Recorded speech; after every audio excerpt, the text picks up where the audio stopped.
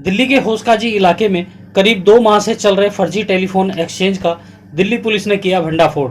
राजधानी दिल्ली के central district की डीसीपी श्वेता चौहान ने बताया, काफी दिनों से फर्जी टेलीकॉम एक्सचेंज का धंधा चल रहा था, जिसमें फरवरी महीने में होसकाजी थाने की पुलिस के द्वारा एक व्यक्ति को गिरफ्तार किया गया था।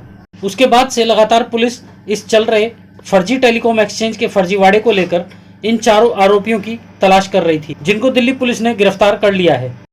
शुरुआत में कब जानकारी मिली, कैसे आप लोगों ने इसका भंडाफोड़ किया? ये केस हमारे नॉलेज में आया था फरवरी में हौसकाजी थाना में एक एफआईआर दर्ज हुई थी 420, 120B और टेलीग्राफ एक्ट के कुछ सेक्शंस के अगेंस्ट में। इसमें कुछ लोग हमें पता चला था इलीगल इंटरनेशनल टेलीकॉम एक्सचेंज चला रहे हैं। इसका मतलब कि बाहर से, इंडिया के बाहर से इलीगल तरीके से कॉल्स की जा रही हैं, जो कि गवर्नमेंट ऑफ इंडिया की नॉलेज में भी नहीं है और ना ही किसी सर्वर से और किसी एक्ट से रेगुलेटेड है। टेलीकॉम जो हमारा एक्ट है उसके भी अंडर वो रेगुलेटेड नहीं है, तो अनरेगुलेटेड कॉल्स की जा रही है इंटरनेशनली, जो कि एक सिक्योरिटी थ्रेट भी हो सकता है, टेररिस्ट का भी इसमें थ्रेट रहता है और ऑर्गेनाइज्ड क्राइम का भी रहता है। तो उसमें हमने जब एफआईआर दर्ज की थी हौसकाजी पुलिस स्टेशन में, उसके बाद एक अक्यूज़ उस वक्त अरेस्ट हो गया था और जो अभी की जुडिशल रिमांड में है इमरान खान, और जो दूसरा अक्यूज़ड है वो उस टाइम फ़रार था। तो उसके अगेंस्ट हमने प्रोसीडिंग्स भी की थी और उसी ट्रेल को पीछे चेज़ करते करते फाइनली हम उसको अरेस्ट कर पाए हैं। मोहम्मद इरफान उसका नाम है, उर्फ रज्जी। तो ये रज्जी जो है, ये वैसे तो 9th पास ही है, लेकिन इसको टेलीकॉम की काफ़ी नॉलेज हो गई है। पहले ये LCD स्क्रीन्स वगैरह रिपेयर करता था, उसके लिए काम करता था, मोबाइल में भी फ़ोन किया है इसने। इससे पहले मुंबई में भी एक इस तरह का एक टेलीकॉम एक्सचेंज बनाया था छोटे स्केल पे, और वहाँ भी एक FIR उसके ऊपर। फिर जब उस पर थोड़ी दबिश बढ़ी तो भाग गया और यहाँ आके उसने ये काम किया है। तो यहाँ पे उसने जो एक सेटअप बनाया, एक प्रोफेशनल तरीके से उसने बना के रखा हुआ था। बाहर की कॉल्स यहाँ आती थी, वहाँ पे भी इनका इंटरनेशनल हैंडलर है, तो उनके थ्रू वो लोग वहाँ से कॉल्स करते थे और यहाँ पे वो कॉल्स उसको ये लोग इंटरसेप्ट करके आपके नॉर्मल मोबाइल फ़ोन में आ जाती थी। तो ये बिल्कुल ही हमारे जो गवर्नमेंट का सेटअप है उसके बाहर है, इलीगल है। और इसमें गवर्नमेंट को मतलब मान लीजिए कि पर डे पे 1 से 1.5 करोड़ का चूना भी लगा है। तो इस जो पूरे मामले में अभी तक जितनी उन्होंने कॉल्स की हैं उसकी जब मैं आपको डिटेल दूंगी तो आप देखेंगे कि 103 करोड़ का इसमें गवर्नमेंट ऑफ इंडिया को नुकसान हुआ।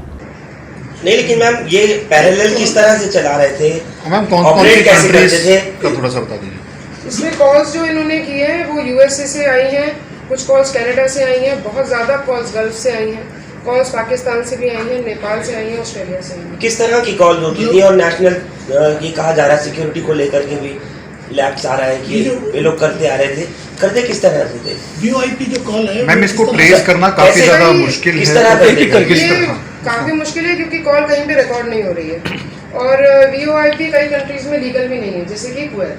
तो वहाँ पे ये सस्ते में कॉल कराने के लिए भी जैसे डायलर दे देते थे और उनके कस्टमर्स वहाँ से कॉल करते थे। वो यहाँ पे इनके सर्वर में आती थी क्योंकि सर्वर से लिंक्ड है, और वो सर्वर से फिर वो नॉर्मल मोबाइल फ़ोन उसके ऊपर जाके वो नॉर्मल कॉल हो जाती थी, लेकिन उसमें कॉलर का नंबर रिफ्लेक्ट नहीं हो रहा है, केवल 2 ही नंबर थे जो हर कॉल में आते थे। तो इस तरीके से उसको देखना कि कॉल कहाँ से आ रही है वो सिक्योरिटी एजेंसीज के लिए मुश्किल। इन चारों आरोपियों में मेन आरोपी इरफान खान है, जो कि 9th क्लास पढ़ा हुआ है। इरफान ने पहले मोबाइल बनाने का काम सीखा, उसके बाद टीवी बनाने का काम सीखा, जिसके बाद लगातार टेक्नोलॉजी के बारे में पूरी जानकारी ली। उसके बाद से इन लोगों ने अपनी एक फर्जी तरीके से टेलीफोन एक्सचेंज का काम शुरू कर दिया, जिससे राजस्व को करोड़ों का चूना लगाया गया है।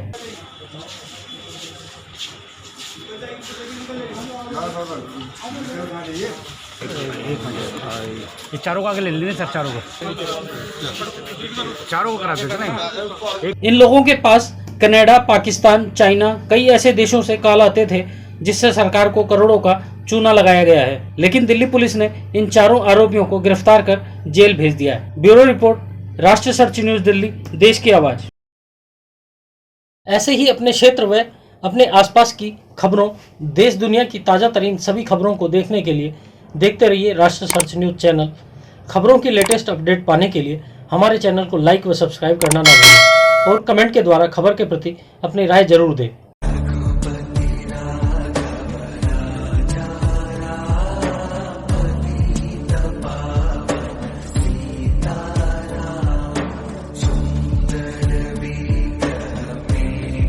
प्रीतम बाबू भट्टा मालिक अयोध्या जनपद के विकास खंड हैरिंगटनगंज की ओर से सभी क्षेत्रवासियों और देशवासियों को गांधी जयंती और नवरात्रि की हार्दिक बधाई व शुभकामनाएं।